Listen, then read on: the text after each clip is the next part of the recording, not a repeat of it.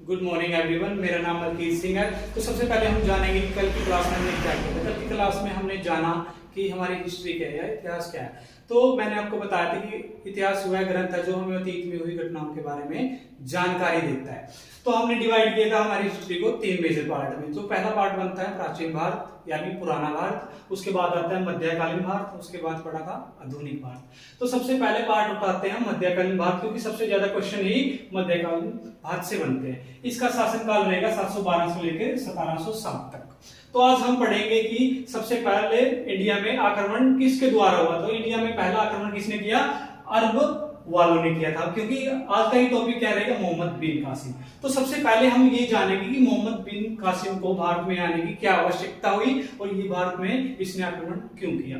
तो देखो, अरब में उस टाइम रूल कौन कर रहा था? अल हज्जाज कर रहा था, और उसका ही कमांडर इन चीफ कौन हुआ करता था? मोहम्मद बिन कासिम। अभी ये तो हमें बात करनी रहेगी, उसका जस्ट सेनापति था कौन? मोहम्मद बिन कासिम।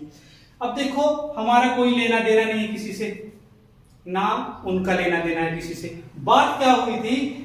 एक सिंध इलाका पड़ता था जो अब पाकिस्तान में चला गया, पहले कहां होता था? हमारे हिंदुस्तान में होता था। उस सिंध पर कौन शासन कर रहा था? दाहिर नाम का एक हिंदू शासक कर रहा था। तो क्या था? अल हज्जाज अपना व्यापारिक संबंध थे उसके साथ बगदाद में, जो खलीफा पोस्ट थी।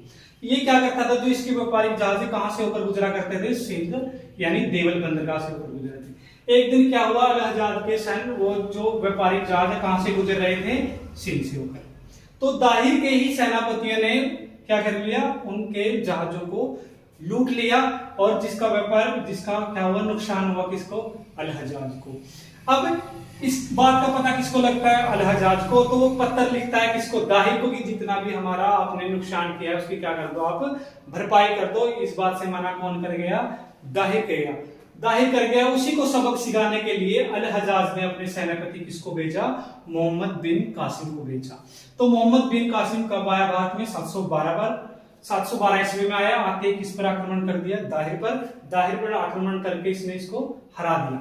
उसके बाद देखोगे, पहला ही क्वेश्चन बनेगा कि भारत पर आक्रमण करने वाला पहला मुस्लिम कौन कहलाता है? तो कौन है? मोहम्मद बिन कासिम।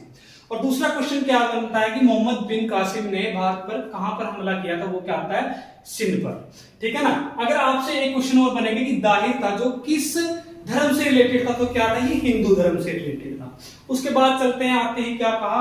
दाहिर के मारने के बाद मोहम्मद बिन कासिम ने कहा सिंध वालों से कि आपके पास 2 ऑप्शन है, या तो आप इस्लाम धर्म कबूल कर लो, अदरवाइज आपको अपनी सुरक्षा के लिए क्या देना होगा? टैक्स देना होता, जो इतिहास में फेमस हुआ किस नाम से? जजिया कर। अब समझते हैं जजिया कर क्या है। जजिया कर क्या है? टैक्स है जो किसको देना होता था? नॉन मुस्लिम, ठीक है ना, जो मुसलमान नहीं होते थे। वो क्या होता था? उनका हाफ हिस्सा देना होता था, ठीक है ना, अपनी आमदन का। उसके बाद आते ही क्या किया? इंडिया में सबसे पहले खजूर की खेती स्टार्ट करवाई किसने? मोहम्मद बिन कासिम ने करवाई। कहां पर?